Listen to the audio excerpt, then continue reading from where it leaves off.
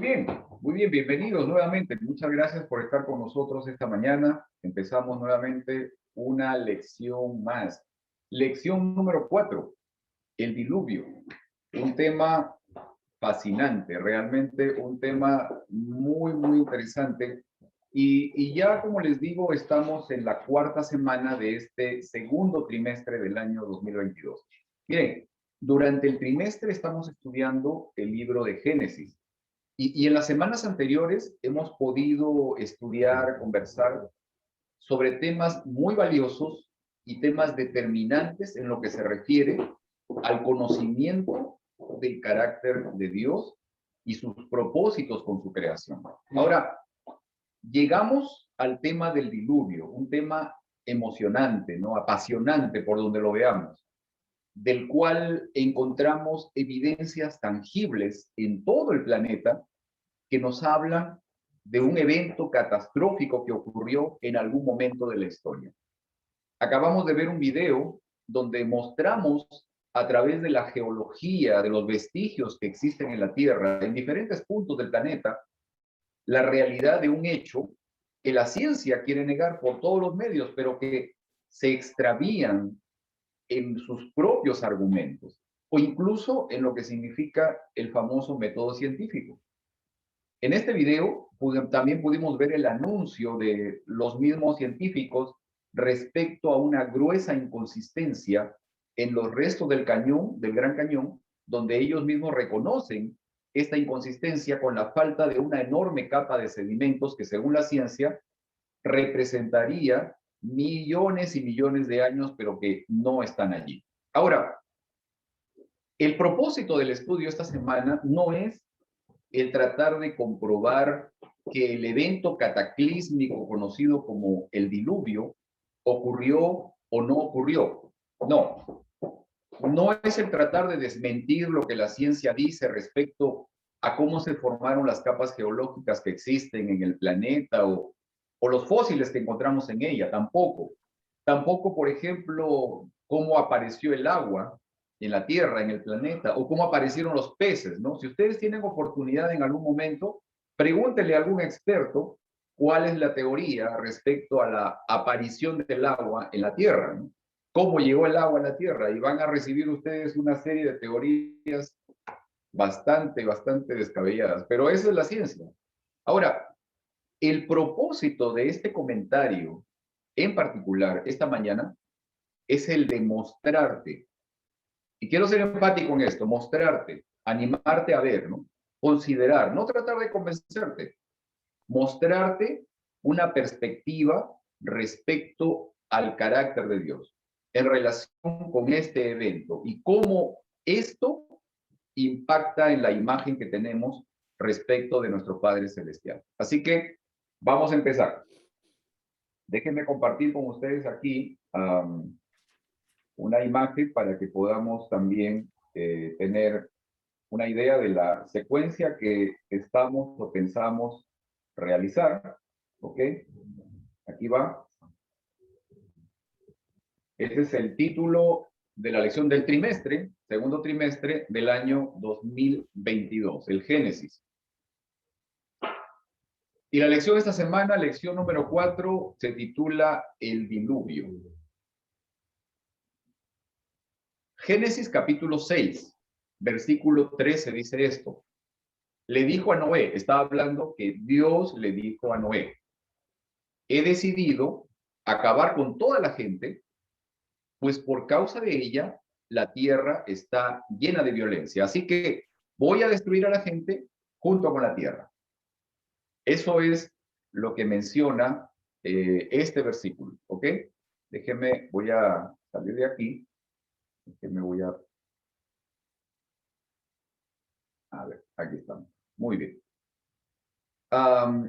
Quiero compartir con ustedes un versículo, nuevamente, que se encuentra en Primera de Corintios. Como les dije hace un momento, ¿no? El propósito no es el tratar de, digamos, convencerte respecto a ciertas teorías que existen respecto a este evento, sino que podamos considerar cuál es el verdadero carácter de Dios y cómo está relacionado con este evento.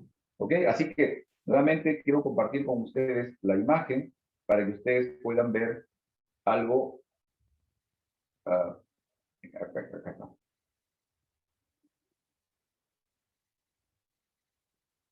Esto es lo que vimos ahorita. 2 puntos para que podamos considerar en nuestra conversación. Punto número 1, la teodicea del amor. Punto número 2, destructor, asesino y padre de la mentira desde el principio. ¿Ok? Punto número 1, la teodicea del amor. Primera de Corintios, capítulo 13, versículos 4 al 7. Dicen esto: el amor es paciente y bondadoso.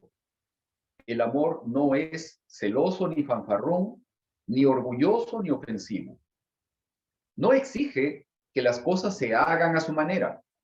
No se irrita, ni lleva un registro de las ofensas recibidas.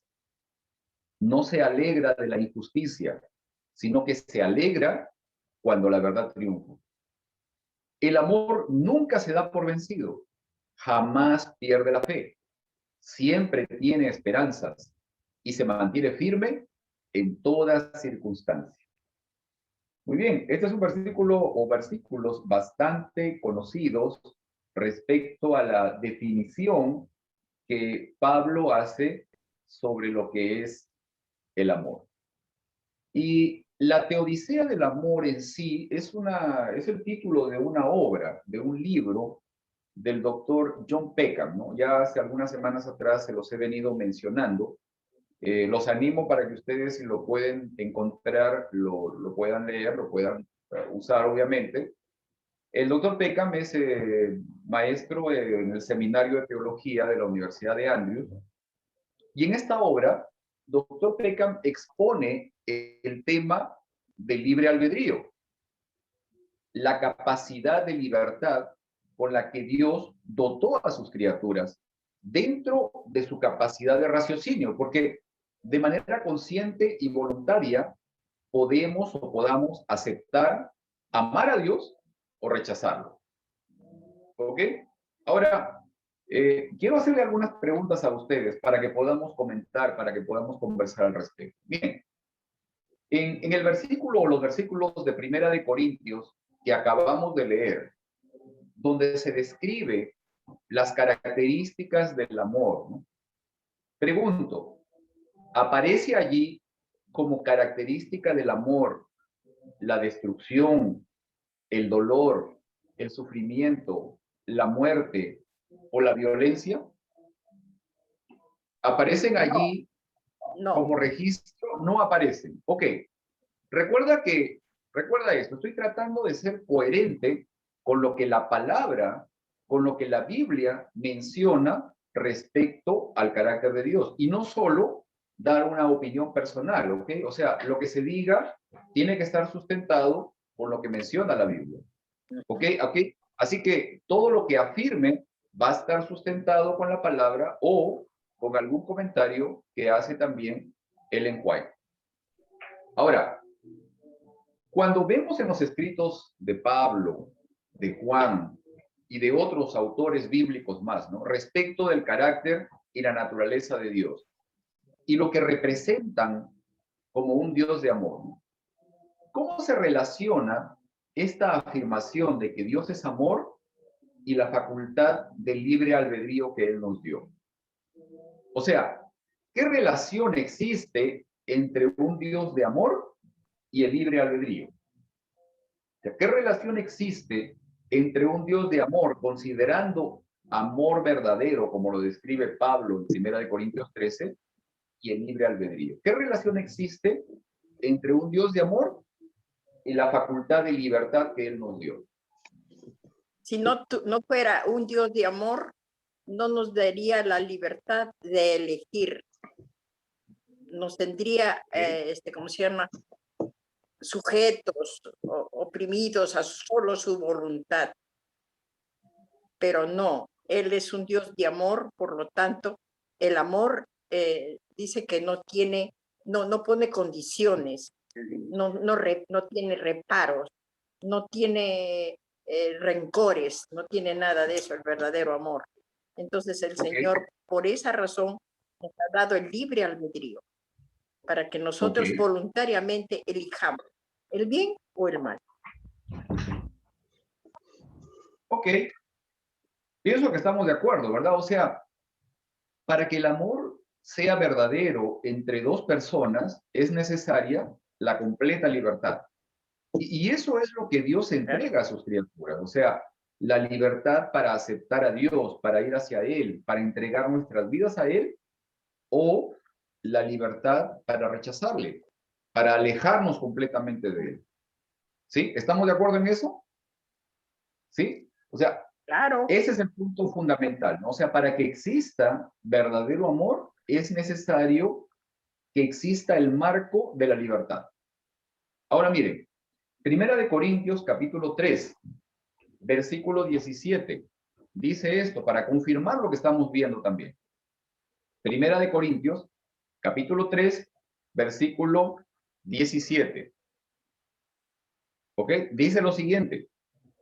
Pues el Señor es el Espíritu. Y donde está el Espíritu del Señor, allí hay libertad. Este concepto es muy importante porque, como les dije, para que el amor exista y sea verdadero, tiene que existir libertad. O sea, el amor nunca se puede dar fuera del marco de la libertad. Si Dios nos da la libertad para rechazarlo, pero al final nos castiga por hacerlo, entonces no hay libertad, ni tampoco hay verdadero amor. En otras palabras, miren esto, miren. Si Dios salva a una persona a la fuerza, ¿ok? Por ejemplo, aquí, ¿ok? Vamos a poner el ejemplo. Mónica no quiere salvarse, o sea, Mónica rechaza a Dios, pero Dios la salva a la fuerza. Entonces, pregunto, ¿hay verdadera libertad en ello? No hay verdadera libertad. No hay verdadero amor tampoco. Por el contrario, si Dios destruye a una persona, por ejemplo, si Dios destruye a Mónica porque lo rechaza, entonces, ¿habría verdadera libertad? ¿Habría verdadero amor? Tampoco habría verdadero amor. ¿Ok? ¿Estamos de acuerdo en esto? Mire, recuerda que tú tienes que sacar tus propias conclusiones también. Esta es una escuela. Esta es una escuela donde todos estamos aprendiendo. Ahora, hablando del tema de la salvación, nosotros creemos que la salvación de la humanidad no será para todos. O sea, que no todas las personas que existen y existieron y tal vez existirán en el mundo serán salvas, ¿verdad? ¿Por qué? ¿Por qué no todas las personas serán salvas? ¿Por qué? A ver, Heriberto, ¿qué pasa? Porque no todos van a escoger seguir a Jesús, no todos van a escoger admitir, aceptar el sacrificio que Jesús hizo por ellos. Exacto.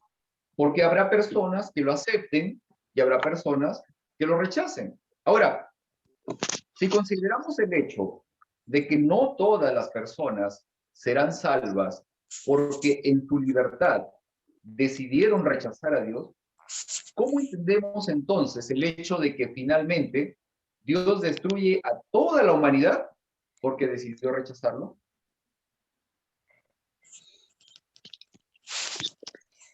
¿Se han dado cuenta de eso? O sea, ¿cómo podemos entender entonces el hecho de que finalmente Dios destruyó a toda la humanidad porque la humanidad decidió alejarse de él? Como albedrío, ¿no? Ok, perfecto. Vamos a ir tratando de desenredar todo esto, ¿ok? Veamos el escenario de esta manera. Miren esto. ¿Cuál fue la razón para justificar la destrucción de la humanidad de manera sumamente violenta, ¿no? A través del diluvio. Acabamos de ver, o sea, acabamos de ver algunas imágenes, ¿no?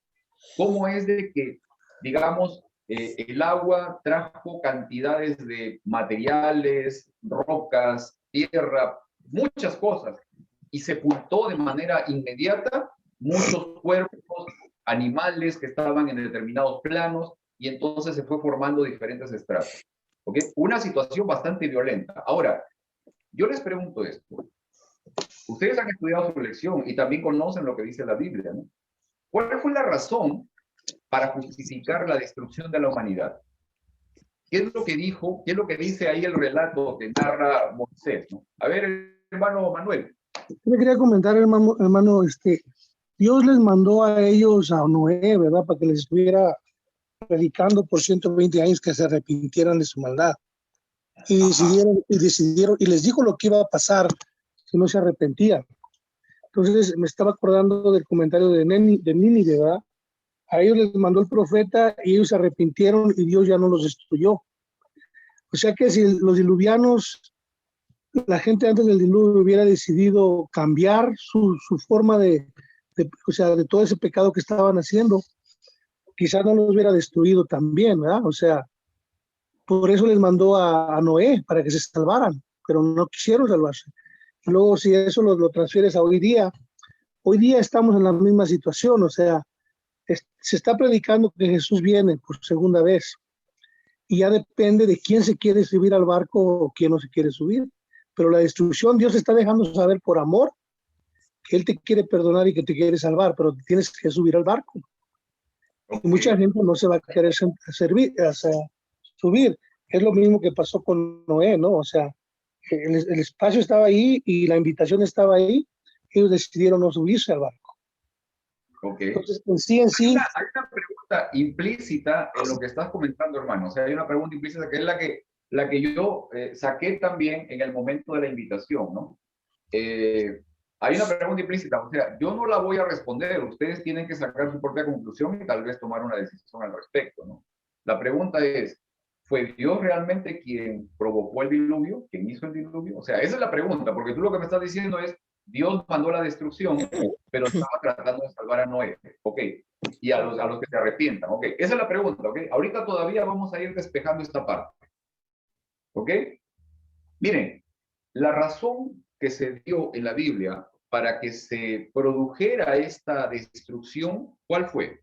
Porque Jesús vio que ya estaba, él vio la manera que ya estaba todo, pues, mal a la situación. Corrompido. Ya okay. estaba todo mal. Entonces, dice que se entristeció de ver esto, le dio tristeza y arrepentimiento de la manera de nosotros. Un arrepentimiento de dolor, de que pues vio que él creó a la humanidad para bien, para que estuviéramos la manera de al gusto de la manera del agrado de él. Okay. Pero vio que estaba todo destruido. ¿No? Okay. Muy bien. Hermano Pedro. A ver, Verónica. Vamos, Verónica, adelante. Yo creo que Dios conoce todo, hermano. Dios conoce los sentimientos del uno, de la gente, y Dios conoce el futuro de todo. Entonces, Dios sabía que la gente, en vez de mejorar o de ir para bien, yo creo que Dios sabía que ya la gente no tenía remedio. Ya la gente estaba sumida en la maldad, en todo lo que estaban haciendo, y ya la gente no, él sabía que a lo mejor ellos ya no iban a recapacitar o arrepentirse como lo hicieron en Nínive. Entonces, así como Dios todavía aún así Dios les estuvo dando la oportunidad, no los estaba forzando, sino que les estaba dando la oportunidad de que ellos se arrepintieran y de que dejaran de hacer lo que estaban haciendo. Pero porque fueron muchos años, Pedro, los que Noé les predicó. O sea, fueron muchos años, no fue un año ni dos, ni que Dios se dio por vencido bien rápido. Ay, ya no quieren, pues ni modo. No, Dios les rogó por mucho tiempo y les pidió que se arrepintieran, que cambiaran. Entonces, Dios no los forzó, pero los estaba invitando a que dejaran esa vida. Entonces, yo creo que Dios vio que ya el pueblo ya no había remedio en esa gente, por eso Dios destruyó de esa manera con el diluvio.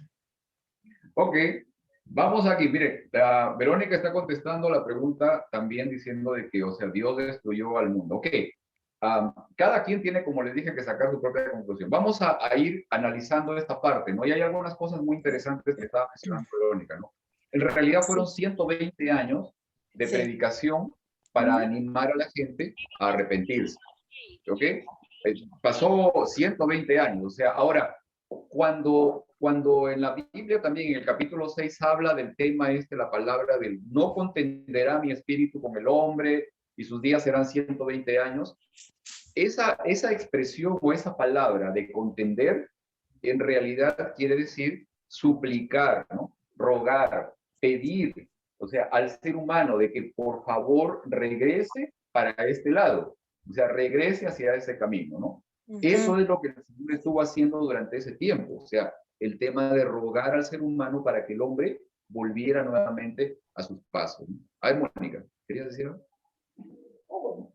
Quería leer este versículo que dice aquí, que estás preguntando cuál es la razón, ¿no? ¿Cuál es la razón por la que se produjo, digamos, la destrucción, ¿no? Exacto. Dice, y vio Jehová que la maldad de los hombres era mucha en la tierra y que todo designio de los pensamientos del corazón de ellos era de continuo solamente el mal. Y se arrepintió Jehová de haber hecho hombre en la tierra y le dolió su corazón. Y dijo Jehová, traeré de sobre la faz de la tierra los hombres que he creado, desde el hombre hasta la bestia, y hace reptil, y las aves del cielo, pues me arrepiento de haberlos hecho. Pero Noé halló gracia ante los ojos de Jehová. Ajá. Todo era constante al mal, dice allí, ¿no? O sea, la maldad, la violencia se había extendido de una manera muy grande. ¿Ok? Ahora, yo les pregunto esto. ¿Puede la violencia hacer desaparecer la violencia? O sea, porque la gente al final fue destruida de manera violenta. Es por lo que acabamos de ver con el tema del diluvio. O sea, el video que acabamos de ver revela eso, ¿no? De que la destrucción que hubo fue de manera violenta. Y les pregunto ahora, ¿puede la violencia hacer desaparecer la violencia? ¿O es que la violencia genera más violencia? Es que en el caso del diluvio, pues sí era violento, pero era para destruir completamente, no era como lo que Dios va a hacer al final, ¿no? Purificar la tierra. ¿Cómo entendemos entonces que el Dios cuya naturaleza es amor, paciencia, paz, dominio propio y libertad, llega a destruir a su creación por rechazarlo? Y fíjate lo curioso de eso, hermano Pedro, que es un acto de amor, lo que Dios hizo. Para poder salvar a la misma humanidad, tuvo que destruir a los que no se quisieron subir al barco para salvar al resto. Ok, nuevamente, hermano Pedro. Hermano Manuel, mira, un ratito, pero Verónica, un ratito. O sea, si usted afirma eso, busque el versículo donde dice que Dios destruyó por amor. ¿Ok?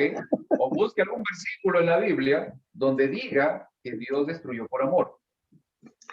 ¿Ok? A ver, Vero, vamos. Hermano Pedro, pero eso no fue una destrucción, como dijo usted, de violencia de rápido. Bueno, yo digo, en mi pensar, sino que Dios les estuvo advirtiendo. O sea, es cuando uno le dice a un hijo, mira, hijo, al niño chiquito, cuando va a meterle algo al hiel eléctrico allí a la conexión, mira, hijo, no le metas ahí porque te va a quemar.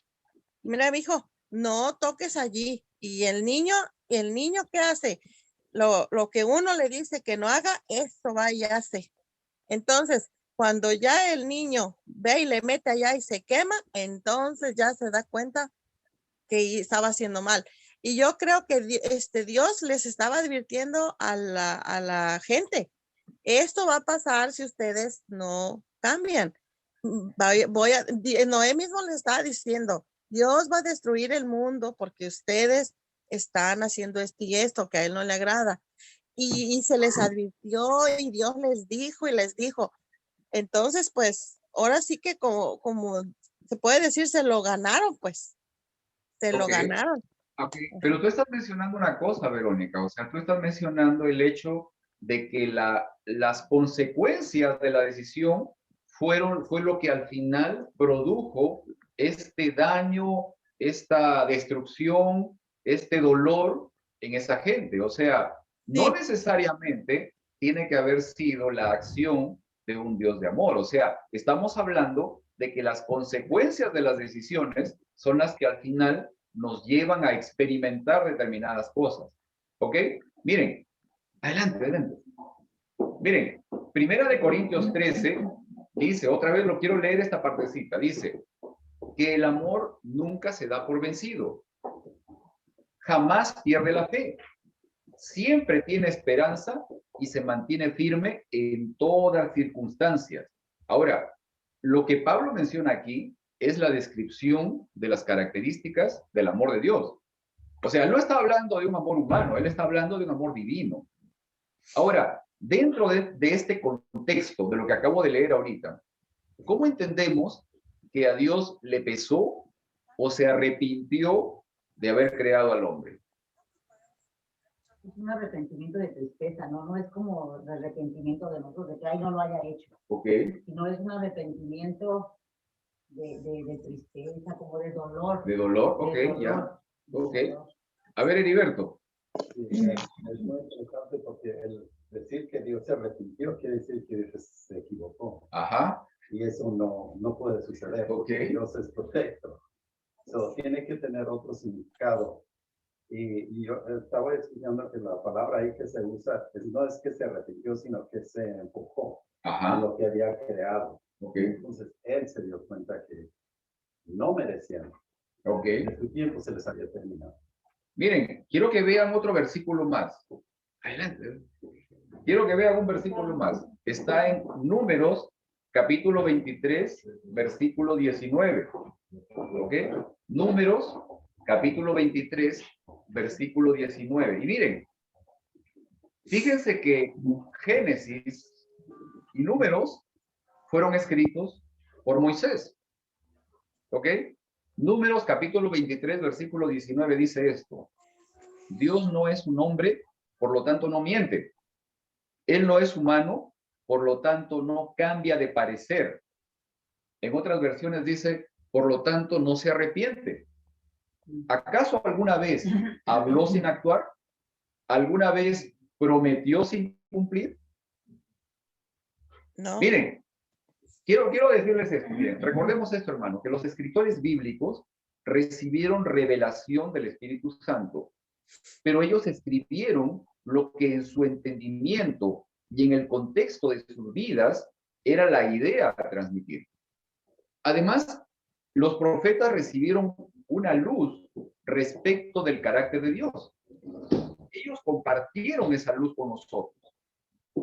Esta luz, dice la palabra, la luz que recibieron los profetas es similar a una antorcha en medio de la oscuridad. O sea, ayudaba, pero no era realmente completa. Pero fue con Cristo Jesús cuando pudimos recibir de manera completa la revelación respecto del carácter de Dios. Es como el sol de la mañana que sale y que ilumina de manera perfecta nuestros corazones. Es lo que dice Segunda de Pedro, capítulo 1, versículo 19.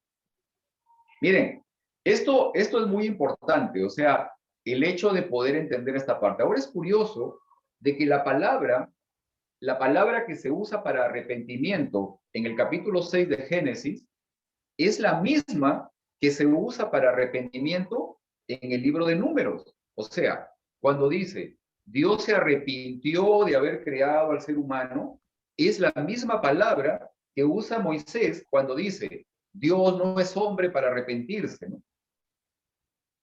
Ahora les pregunto, ¿hay alguna contradicción en eso?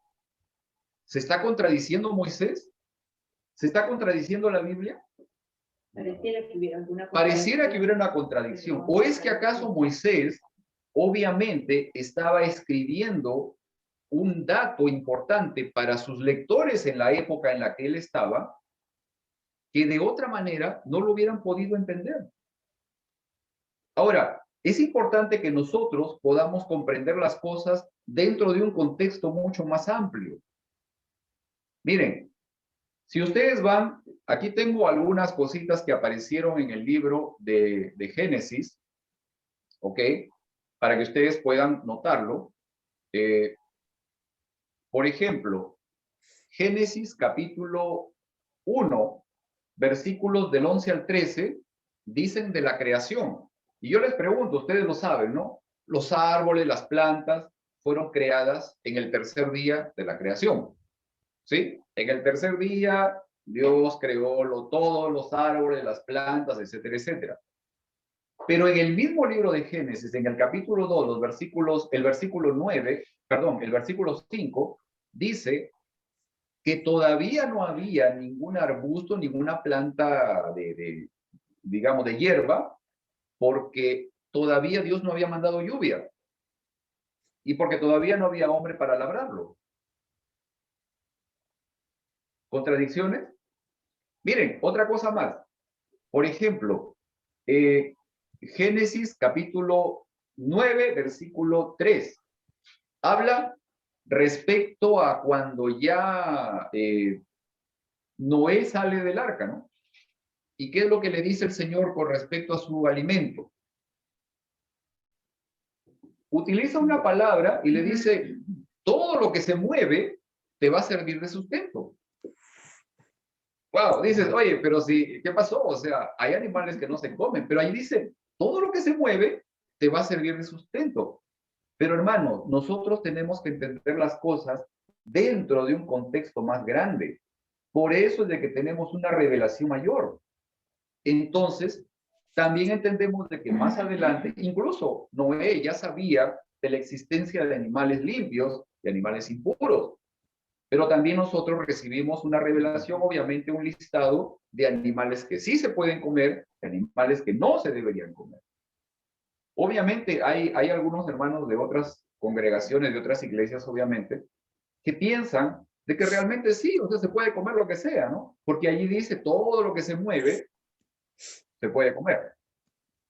Ese es el punto, o sea, el asunto es que nosotros podamos también entender este evento, esta situación que ocurrió dentro de un contexto más grande, dentro del contexto del gran conflicto, dentro del contexto de lo que significa la acusación contra el carácter de Dios, contra la imagen de Dios. ¿Cuál es la figura que el enemigo describió de Dios?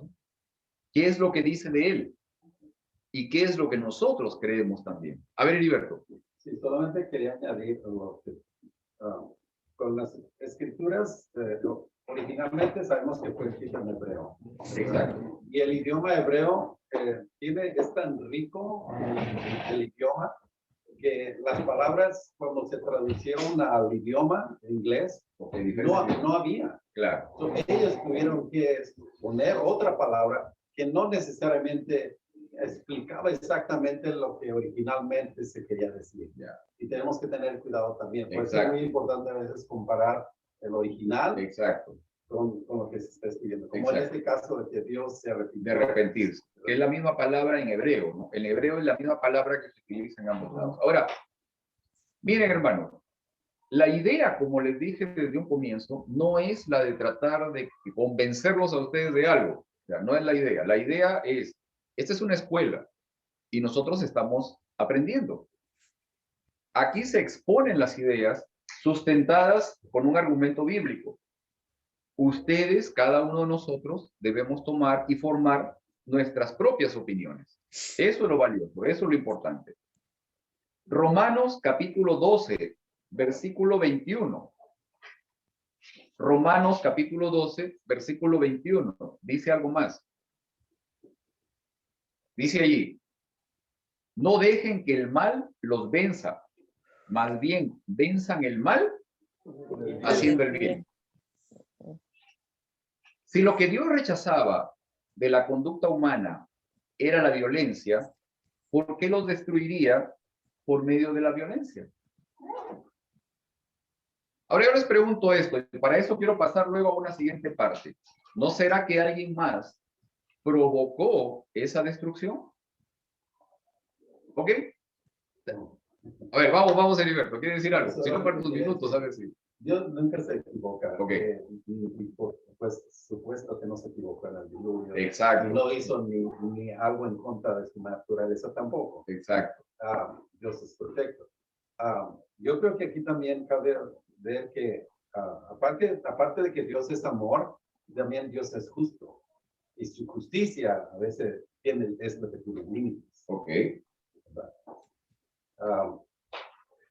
Ok, en esa parte, o sea, nuevamente quiero repetir algo que he venido repitiendo las semanas anteriores, ¿no? El hecho de que podamos tener conciencia de que la justicia humana es una, o sea, la justicia humana es retributiva, o sea, le entrega a cada uno lo que le corresponde, ¿no? Toma, esto es tuyo, ¿no? Te equivocaste, toma, esto es tuyo, ¿no? Hiciste bien, ok, esto es tuyo. Esa es la justicia humana. Y también se puede equivocar, ¿no? O sea, los jueces se equivocan, ¿no?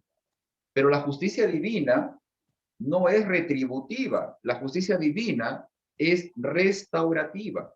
O sea, la justicia divina lo que busca al final es restablecer una relación perdida. Restablecer, religar, reunir relaciones dañadas, deterioradas, perdidas. Eso es lo que busca la justicia divina. ¿Okay? Dentro de ese marco deberíamos pensar y ver las cosas. ¿Sí tienes tus minutos, Heriberto? No lo dejamos. A ver, vamos. Hola, buenos días. Me tocan unos minutos solamente, pero tratando de diluvio, yo estaba mirando, también en el diluvio dice que en los últimos días va a ser como en los tiempos del diluvio. Y eso me llama a mí mucho la atención porque los tiempos de hoy están como era antes en el diluvio. Y una de las frases que se usaron era que ellos estaban comiendo y dándose en casamiento, ¿verdad? Y a veces pensamos nosotros, pero eso es normal. Eso es, pues, toda la gente come, toda la gente se casa, y así es que no hay diferencia de qué es lo que hay de diferente. Pero cuando estaba mirando lo que significa el comer y darse en casamiento, el NG especifica, y es de aquí la importancia de mirar a veces el significado de las frases que se usan en la Biblia. Porque ella específicamente dice lo que significaba que estaban haciendo ellos. No solamente estaban comiendo y dándose casamiento, sino que eso se estaba permitiendo. Entonces se permitió el hecho de casarse, como el hecho de comer, no solamente comían, sino que estaban abusando de la comida. Eran botones, comían todo. Y eso le estaba afectando también. Animales también comían. Sí, claro. Y en el casamiento también. Y eso es lo que estaba pasando, que el casamiento se había pervertido dentro también del matrimonio, se había pervertido. Y esas mismas cosas las vemos hoy en día también. Que ahora la gente piensa, pues yo comer. Si sabe, bueno, sí, ¿verdad? Yeah. Si te gusta, si es bueno para el paladar, cómelo. Yeah. Y ahora, dentro del matrimonio es lo mismo. Hay unas perversidades tan grandes que nosotros sabemos lo que se hace, ¿verdad? Y eso es lo mismo que está ocurriendo hoy en día. Así es que esas cosas debemos de mirarlas hoy y poner en cuenta de que no caigamos en eso. Estaba hablando con mi amigo, él es de la idea de que él puede comer de todo, y el otro día no vino a trabajar y me llamó, dice, ¿sabes? Comí tanto, dice, que me dio una enfermedad que hasta me dio calentura. Dice, estuve comiendo, dice, pero sabes, él come puerco, y dice que él estaba comiendo, dice, me comía los pedazos, ¿sabes lo que? Tiene un poquito de carne, pero todo lo demás era grasa. Dice, yo le comí de eso, y bueno, pagamos las consecuencias de las acciones. Claro. Muy bien, muchas gracias, Gracias, Heriberto. Miren, vamos a ver una parte más que quiero que podamos también conversar. Antes quiero leer algo aquí, dice, Yasmin está diciendo, el mundo generó su destrucción por el rechazo a las súplicas de Dios, definitivamente. Y vamos a ver aquí de que hay un personaje más allí, en esta situación de lo que ocurrió, ¿ok? Déjenme cerrar esto acá y vamos a compartir nuevamente pantalla para que podamos ver la segunda parte de lo que quisiera que pudiéramos conversar. Es lo que vimos al principio. Punto número 2. destructor, asesino y padre de la mentira desde el principio. Quiero que veamos dos versículos aquí, ¿ok? Juan capítulo 8, versículo 44, que es una frase, un versículo que fue dicho por Jesús. Y él dice esto: él, refiriéndose a Satanás, dice Jesús, ha sido asesino desde el principio y siempre ha odiado la verdad, porque en él no hay verdad. Cuando miente, actúa de acuerdo con su naturaleza porque es mentiroso y el padre de la mentira. Fíjense que es interesante que asocia estos dos elementos, asesino y mentiroso. Las dos cosas, ¿ok? Vamos a ver el siguiente versículo. Este se encuentra, escribirlo. No, este está en Apocalipsis, perdón, no está en Juan, está en Apocalipsis. Dice esto: el rey que los dirigía era el ángel del abismo. Su nombre, el destructor, que en hebreo es Abadón y en griego Apolión. ¿Ok? ¿Cómo se lo define a este personaje? Como el destructor. ¿Ok? Y están sus nombres también en hebreo y en griego. Muy bien. Vamos a salir de aquí. Déjenme mover esto acá. Ok. Pregunto esto: ¿quién es el destructor, asesino y padre de la mentira desde el principio? Es innegable. O sea, es interesante que la revelación de Jesús es muy específica en mencionar que desde el principio el enemigo es el destructor, el asesino y el padre de la mentira. Ahora, ¿qué es lo que en nuestro entendimiento ocurre cuando la persona, de manera reiterada, ¿no?, constante y en uso de su libertad, rechaza a Dios? Recordemos que antes del diluvio, Dios le dio al ser humano 120 años de llamado, ¿no?, de anuncio, ¿no? 120 años de gracia para atender a su voz de salvación. ¿Qué pasa cuando la humanidad entera decide rechazar a Dios? Miren, el libro de Job es muy interesante porque nos permite ver cosas detrás de la cortina. O sea, nos permite ver algunas situaciones que pasan, que nosotros humanamente no las podemos ver, que pasan en un mundo espiritual, que pasan en un plano diferente. Es muy valioso esto y muy importante toda la información que nos provee. Job capítulo 1, versículos 9 y 10. ¿Ok? Job capítulo 1, versículos 9 y 10 dicen esto. Estaban en una reunión en el cielo. El Señor con los hijos del Señor, dice, y ahí estaba Satanás también. Y respondiendo Satanás a Jehová dijo: ¿acaso teme Job a Dios de balde? ¿No le has cercado alrededor a él y a su casa y a todo lo que tiene? ¿Escuchaste bien? En este pasaje, ¿qué es lo que Satanás afirma que Dios hace con sus criaturas? Los protege, les pone un cerco. ¿Para qué? Para que Satanás no pueda actuar sobre ellos en el momento en que le plazca. O sea, Dios mantiene un cerco sobre su creación y sus criaturas. Es la misma presencia de Dios la que permite la existencia humana. O sea, es eso, ¿no? El Señor cuida de sus hijos y evita de que Satanás, a libre voluntad, haga lo que quiera en el momento en que le plazca. Otro versículo más, también está en el libro de Job. Job capítulo 34, versículos 14 y 15. Y vamos a ver aquí algo muy, muy importante. Job capítulo 34, versículos 14 y 15. Dicen esto. Dice Job: si Dios retira su espíritu, toda la vida desaparecería y la humanidad volvería al polvo.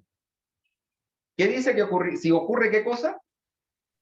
Dice, si Dios retira su espíritu. Ahora, yo te pregunto eso. ¿Sería el diluvio un claro ejemplo de lo que ocurre cuando el Espíritu de Dios se retira de la tierra y Satanás toma oportunidad para hacer su obra de destrucción? ¿Crees tú en la posibilidad que debido al abierto rechazo, ¿no?, de la humanidad a Dios, o sea, la humanidad estaba rechazando completamente a Dios, su presencia se retiró del mundo y entonces el destructor y el asesino desde el principio actuó? Viéndola por ahí, sí. Es muy posible. Ahora, yo te voy a hacer un comentario aquí, lo que dice Elena de White, y esto ustedes lo pueden encontrar, Evento de los Últimos Días, página 97. ¿Ok? Nuevamente aquí, no se trata de que yo los quiera convencer de algo, ustedes deben sacar sus propias conclusiones. Elena de White dice esto: el Espíritu de Dios, insultado, rechazado, abusado, ya se está retirando de la tierra. Tan pronto como el Espíritu de Dios se aleje, se llevará a cabo la cruel obra de Satanás en tierra y mar. Dios está retirando su espíritu de las ciudades impías, que han llegado a ser semejantes a las del mundo antediluviano y a Sodoma y Gomorra. Está hablando de que justamente antes del diluvio, el Espíritu de Dios se retiró del mundo. Ahora, en tu opinión, y en base a los datos también de que encontramos en los escritos de la Biblia, obviamente, en los escritos de Elena de White, ¿qué ocurre cuando el hombre voluntariamente sale del cerco de la protección de Dios? ¿Quién está esperando al hombre para que fuera de ese cerco de la protección de Dios pueda actuar? Se somete al dominio del enemigo. Él está como león rugiente, esperando a quien devorar. O sea, eso lo conocemos, eso lo sabemos. Ahora mira, algo que yo les había comentado hace un momento, ¿no? El término, la frase, la palabra que se utiliza en Génesis 6:6 y en Números 23:19, cuando habla del arrepentimiento, es la misma. Como les digo, o sea, Moisés le entregó en ese momento en el escrito atributos humanos a Dios, para que la gente que leyera pudiera entender alguna cosa. Romanos capítulo 5, versículo 20. Y con esto vamos a ir acabando esta parte ya. Romanos capítulo 5, versículo 20. ¿Qué es lo que dice allí? Una frase, una idea muy valiosa. Romanos capítulo 5, versículo 20 dice: pero allí donde abundó el pecado, sobreabundó la gracia. Pregunto esto: ¿dónde ves manifestado este principio en la historia de Génesis 6? ¿Cómo dice, perdón? Dice el versículo: pero allí donde abundó el pecado, sobreabundó la gracia. O sea, cuando hubo más pecado todavía, más gracia el Señor entregó. ¿Ok?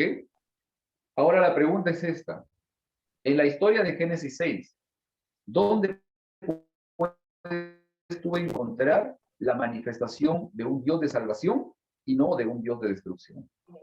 En el arca. En el arca tú puedes encontrar la manifestación completa de un Dios de salvación.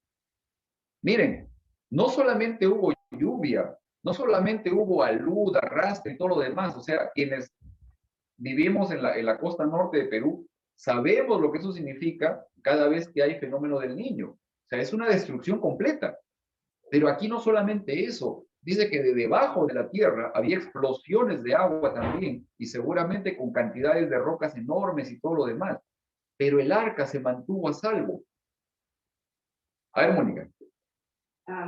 Haciendo un comentario de lo que estás diciendo, o sea, que sobreabundó la gracia, a pesar de la maldad que había en la humanidad, en los hombres en aquella época, Dios puso el arca para que todo aquel que quisiera entrar al arca y se salvara. O sea, ahí no ponía la condición, cree en mí o acéptame, sino era todo aquel que creía en lo que Noé estaba diciendo, entraban al arca. Exacto. Y vemos la sobreabundancia, la gracia de Dios sobreabundante cuando fue hasta el último minuto, o sea, hasta que se cerraron las puertas, las personas tenían la oportunidad de ingresar. Entonces ahí vemos que Dios, a pesar de toda la maldad que había, es donde sobreabundó la gracia de Dios. Dio todo lo que pudo hasta lo último para que la gente pudiera salvarse, pero pues decidieron no salvarse. En este caso vendría siendo la iglesia del arca, ¿no? Que es nuestra última salvación. ¿Sabes qué tenía? El arca realmente es Cristo. O sea, Él es el arca realmente. Él es nuestra salvación. O sea, no encontramos otra salvación. Incluso la iglesia, claro, es una manifestación, es una parte importante, es el cuerpo de Cristo. Pero es Él realmente en quien tenemos que depositar toda nuestra confianza. ¿Ok? Miren, yo les quiero leer aquí unas frases muy interesantes de Martin Luther King antes de terminar.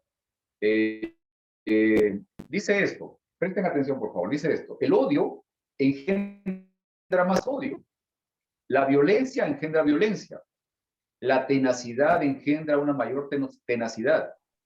Debemos enfrentar las fuerzas del odio con el poder del amor. Y suma esto, dice, la última debilidad de la violencia es que es una espiral descendente que engendra precisamente lo que busca destruir. En lugar de disminuir el mal, lo multiplica. Mediante la violencia puedes asesinar al mentiroso, pero no puedes asesinar la mentira, ni establecer la verdad. Mediante la violencia puedes asesinar al que odia, pero no asesinas al odio. De hecho, la violencia no hace sino aumentar el odio. Devolver violencia por violencia multiplica la violencia. Agregando una oscuridad más profunda a una noche ya desprovista de estrellas. La oscuridad no puede expulsar a la oscuridad. Solo la luz puede hacer eso. El odio no puede expulsar al odio. Solo el amor puede hacer eso. Muy bien. ¿Qué aprendiste hoy? Vamos a ver esta parte. Vamos a compartir aquí. Ya acabó ya. Sí, ya acabamos ya estamos en esta parte final.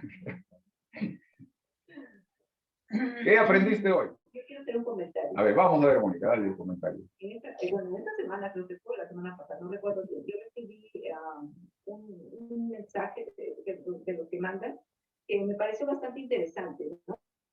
Que decía, el pez es al agua como el árbol es a la tierra, y de esa manera el hombre es a Dios. Así es. Si sacas el agua del mar, el pez va a morir. Así es. Si arrancas el árbol de la tierra, el árbol se va a morir, ¿no? Y si se arranca al hombre de Dios, si el hombre no tiene Dios, entonces también se va a morir, ¿no? Porque nuestra naturaleza, fuimos creados para estar junto con Dios, ¿no? Fuimos creados para estar dependientes de Dios, ¿no? Cuando nosotros nos separamos de Dios, es donde, pues, morimos, porque no somos creados para estar lejos de Dios. Es contra nuestra naturaleza. Exacto, exacto.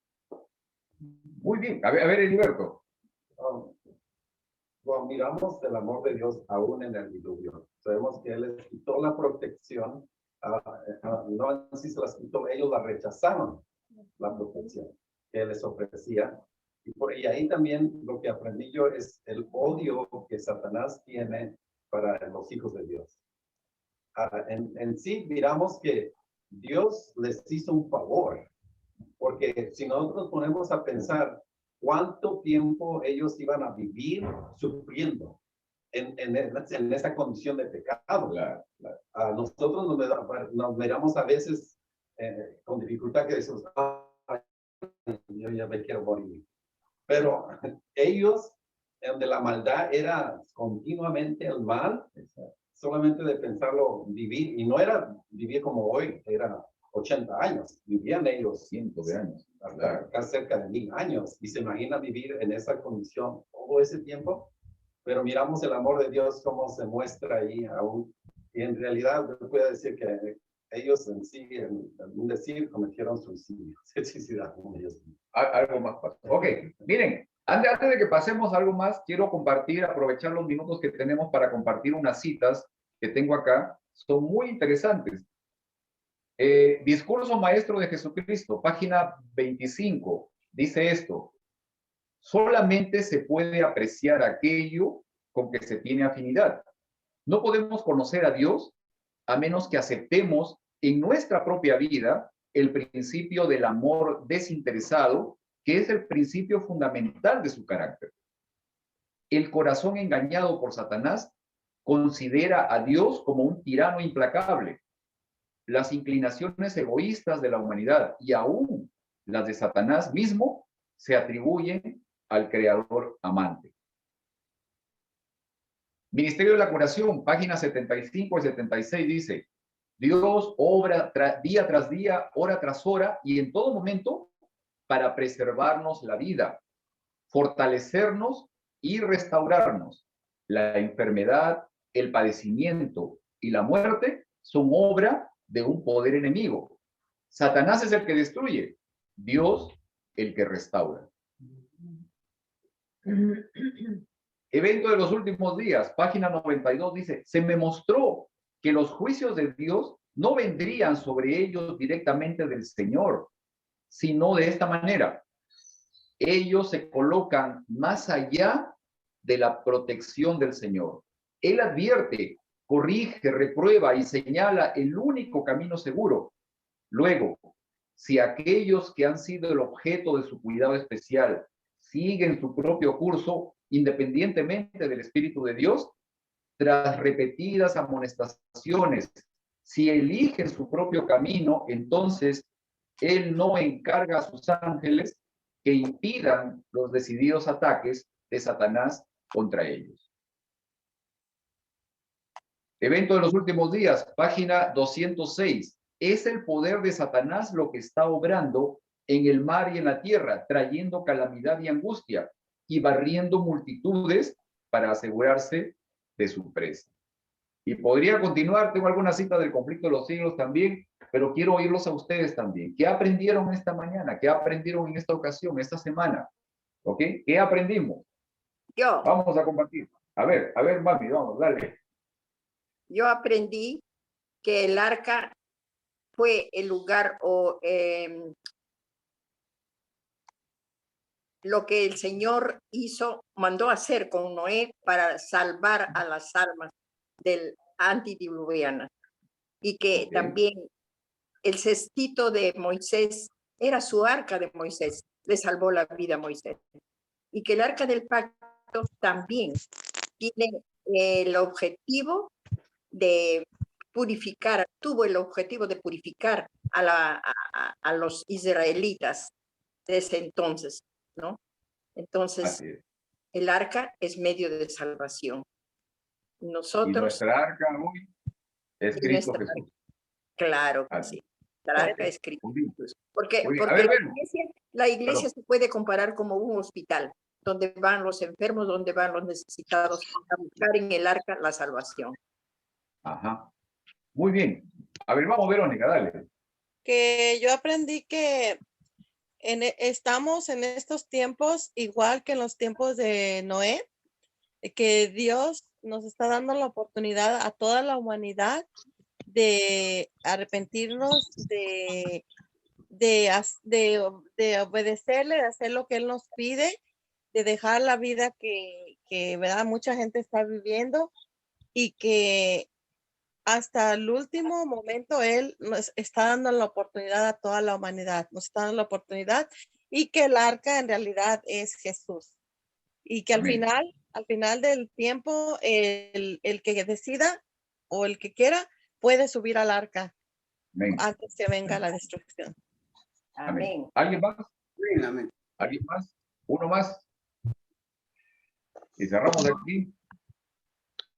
¿Qué aprendiste hoy?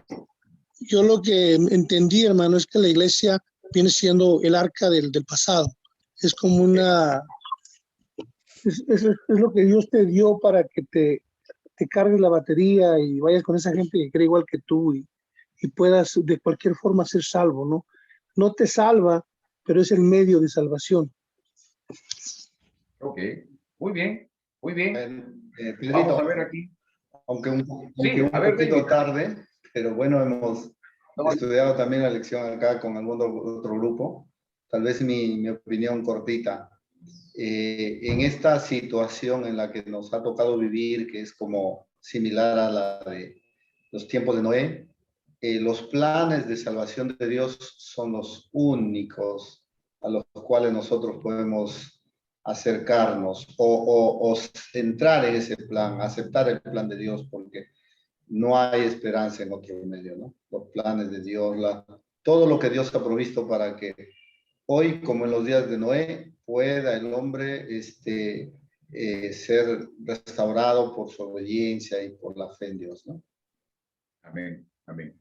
Creo que eso es muy valioso. Y esa es una de las partes que hoy día quería animarnos a que nosotros podamos también tener presente en la semana como una tarea. ¿Ok? Acá tengo esto, tarea de la semana. Como siempre, pedirles a ustedes que puedan reservar su tiempo para un momento de comunión cada día con el Señor. Comunicarse con Él, buscarlo, encontrarlo a través de su palabra y abrirle nuestro corazón a través de la oración también. Comunicarnos con Él cada día. Pedirle al Señor que te permita ver en tu vida la manifestación de su amor. O sea, poder tal vez hacer en algún momento un reparo de lo que viví hace unos meses, hace un año, hace 5 años, hace 10 años, y poder reconocer a través de esos eventos en la vida cómo es que el amor de Dios se ha manifestado en la vida de cada uno de nosotros. Y una más, pedirle al Señor que te ayude a reconocer lo que estaba mencionando ahorita David, ¿no? Similitudes entre el tiempo justo antes del diluvio y el tiempo presente.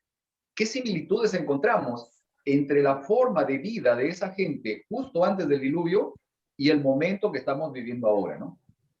Un mundo al revés. O sea, un mundo en el que a lo bueno se le llama malo y a lo malo se le llama bueno. O sea, ese es el mundo en el que estamos viviendo hoy en la actualidad, ¿no? En síntesis, un mundo que busca alejar completamente a Dios del ser humano. Y lo hace por todos los medios, incluso utilizando las autoridades, las leyes y una serie de cosas. ¿Para qué? Para que el hombre esté desligado totalmente de Dios. Eso es lo que ocurrió antes del diluvio y ya sabemos qué es lo que pasó también con el Espíritu de Dios. ¿Ok? Muy bien. Muchas gracias, muchas gracias. Déjenme, voy a cerrar esta parte de aquí para que podamos vernos y también despedirnos. Gracias por estar acompañándonos esta mañana. Déjenme, muy bien. Quiero que tal vez podamos despedirnos todos en este momento también para una grabación y vamos a despedirnos de todos nuestros amigos que nos están viendo a través de las redes sociales. Esperamos de que tengan una bendecida